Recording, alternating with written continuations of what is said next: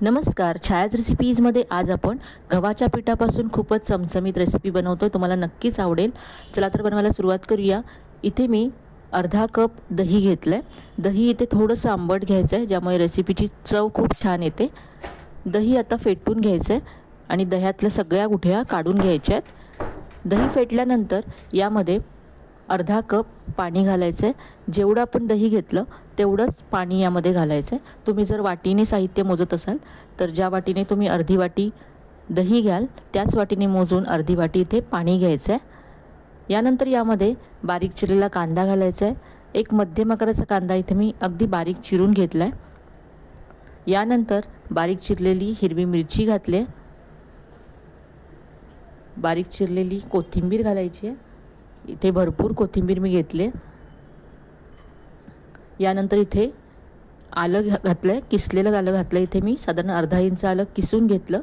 यानंतर कढीपत्ता सुद्धा इथे अगदी बारीक चिरून इथे घातलाय मी।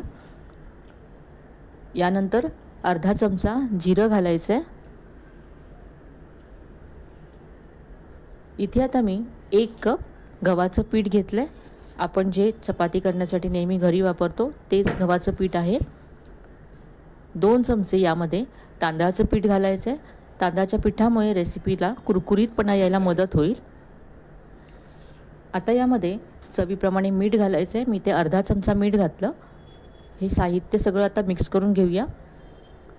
दही, पाणी, गव्हाचं पीठ सगळं छान एकजीव करून घ्यायचं आहे। सगळं मिक्स केल्यानंतर इथे मी अर्धा कप पाणी घेतलं। थोडं थोडं पाणी घालत हे आपण मिक्स करूया।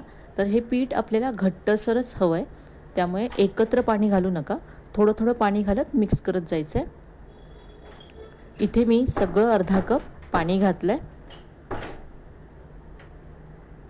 सुरुवातीला आपण अर्धा कप पाणी घातलं होतं आणि आता मी आणखी अर्धा कप पाणी घातलं आहे। पाण्याचं प्रमाण इथे तुम्हाला कमी जास्त लागू शकतं, पण तुम्ही याची कन्सिस्टन्सी पहा।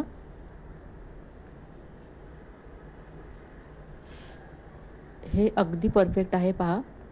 चमच्याने खाली सोडल्यानंतर असं हे थांबून पडतंय, इतकं हे घट्ट हवं आहे। यानंतर यामध्ये अर्धा चमचा बेकिंग सोडा घालायचा आहे। इथे तुम्हाला जर बेकिंग सोडा घालायचा नसेल तर हे मिश्रण तुम्ही असंच 2 ते 3 तास झाकून बाजूला ठेवून द्या, म्हणजे हे छान फर्मेंट होईल आणि बेकिंग सोड्याशिवाय सुद्धा ही रेसिपी तुम्ही बनवू शकाल। बेकिंग सोड्यावरती मी थोडंसं पाणी घातलं आणि सगळं छान एकजीव करून घेतलं पुन्हा। तर आज आपण गव्हाच्या पिठापासून बोंडं बनवतोय, जी खूपच टेस्टी अशी रेसिपी आहे। लहान मोठे सगळ्यांना आवडेल अशी ही रेसिपी आहे आणि घरी असलेल्या साहित्यामध्ये ही रेसिपी तयार होते। बोंडं बनवण्यासाठी हे पीठ तयार आहे। हे आपण झाकून बाजूला ठेवूया आणि बोंडांबरोबर खाण्यासाठी खोबऱ्याची चटणी तयार करूया। तर इथे चटणी बनवण्यासाठी मी मिक्सरचं भांडं घेतलं आहे। यामध्ये 1 वाटी किसलेलं ओलं खोबरं घालायचं आहे। यानंतर 1 मोठा चमचा भाजलेली चण्याची डाळ घेतली आहे। याऐवजी तुम्ही शेंगदाणे सुद्धा इथे घालू शकता। थोडीशी कोथिंबीर घातली आहे। यानंतर थोडासा पुदिना घातला इथे मी। 1 चमचा लिंबाचा रस घालायचा आहे। तुम्ही थोडीशी चिंच घालू शकता आंबटपणासाठी। चवीप्रमाणे इथे मीठ घालायचं आहे। याबरोबरच मी इथे हिरव्या मिरच्या सुद्धा घातल्यात आणि आता पाणी घालायचं आहे आणि चटणी वाटून घ्यायची आहे। इथे चटणी वाटून तयार आहे, बाउलमध्ये काढून घेऊया। मिक्सरच्या भांड्यामध्ये पाणी घालून ते सुद्धा इथे मी काढून घेतलं आणि आता चटणीवर घालण्यासाठी फोडणी तयार करूया। इथे मी तडका पॅनमध्ये 1 चमचा तेल गरम करून घेतलं। गरम तेलामध्ये पाव चमचा मोहरी घातली, अर्धा चमचा उडदाची डाळ घातली। यानंतर थोडीशी कढीपत्त्याची पानं घातली। 1 लाल मिरची तुकडे करून यामध्ये घालायची आहे। ही फोडणी तयार आहे। आता ही फोडणी चटणीवरती घालूया। या फोडणीमुळे आपली चटणी आणखीनच खमंग होईल आणि दिसायला सुद्धा छान दिसेल। तर ही मस्त अशी आपली खोबऱ्याची चटणी तयार आहे, जी बोंडांबरोबर खूपच छान लागते. आता आपण बोंड बनवूया. तर पीठ आपण जे झाकून ठेवलं होतं ते पाहूया.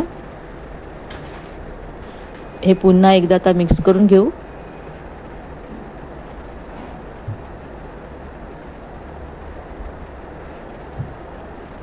बोंड छान क्रिस्पी होण्यासाठी आपण यामध्ये तांदळाचं पीठ घातलं.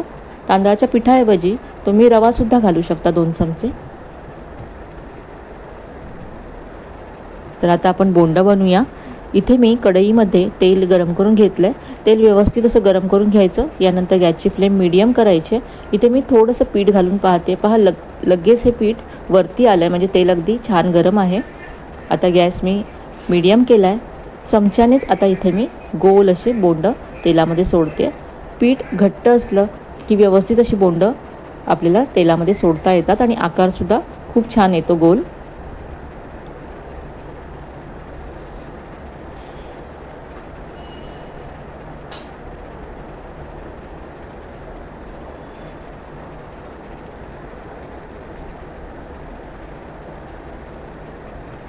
बोंड इथे हलकी होऊन वरती आलेत, अगदी गोल झालेत आणि हलकी फुलकी झालेत. तर छान गोल्डन ब्राऊन रंग येईपर्यंत मीडियम फ्लेमवरती आपल्याला फ्राय करून घ्यायचे आहेत.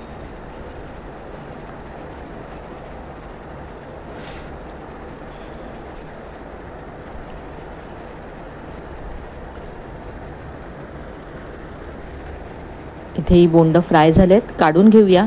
आणि असेच मी उरलेल्या पिठाचे सुद्धा बोंड तयार करून घेते. संध्याकाळी चहासोबत काहीतरी चटपटीत खायचं असेल तर घरच्या साहित्यामध्ये ही बोंड तुम्ही तयार करू शकता. झटपट तयार होतात आणि चवीला सुद्धा खूप मस्त लागतात. तर येथे मी चटणीसोबत बोंड सर्व केलेत.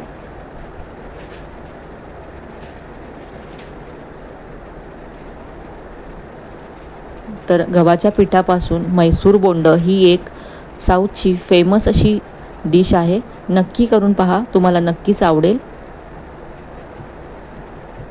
आजची ही रेसिपी तुम्हाला कशी वाटली कमेंटमध्ये कळवायला विसरू नका.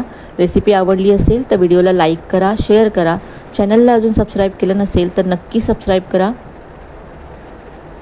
इथे मी तुम्हाला एक बोंड तोडून दाखवते. अगदी हलकी फुलकी आणि आतपर्यंत जाळीदार होतात.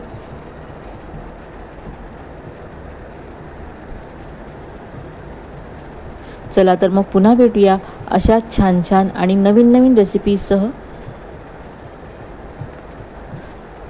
तोपर्यंत धन्यवाद.